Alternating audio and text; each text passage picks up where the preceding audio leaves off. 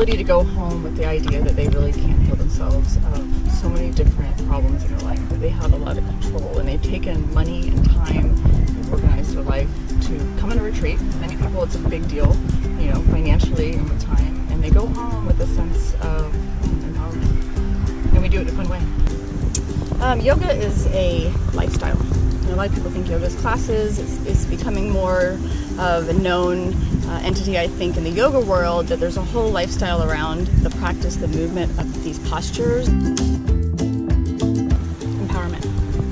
The ability to know that they have the power, they have the will, if they so desire, to create a life that they want through the changes that they might need to make. It teaches them purification and rejuvenation, which is the key to longevity.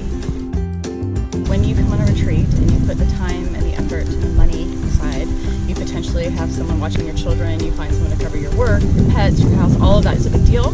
What you go home with is something that money can't buy. You're going home with a desire to be well, and I can't remember really anyone that's left one of these retreats, any retreat that's really well thought out and is about healing, that doesn't go home empowered and ready to like, how do I keep doing this?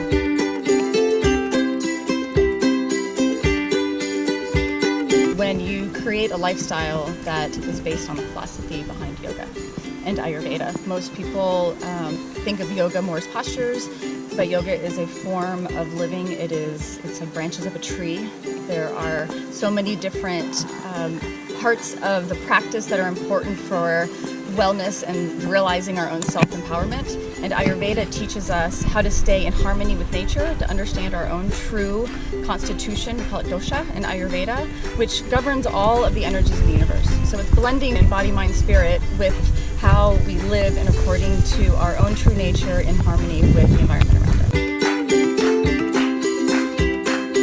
And many times it exposes the imbalances that we have in our life that we've created for ourselves.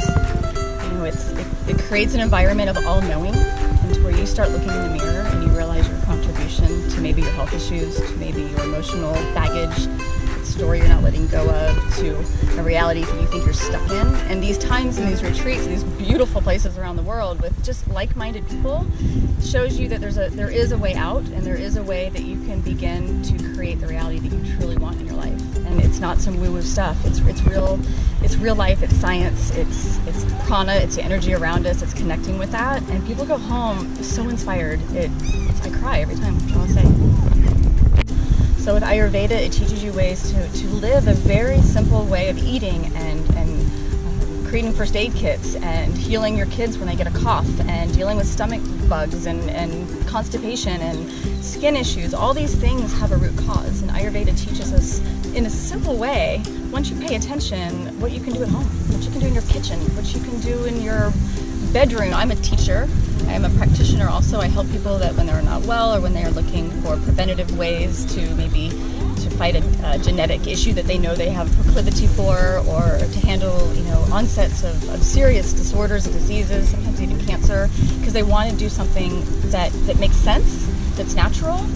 They want to do something that they have control and some empowerment over, from the teas that they drink and the herbs that they have and the oils that they use, and the way that they listen to a problem and perceive it as either a problem or an opportunity. I mean, it changes how you think. It changes your reality.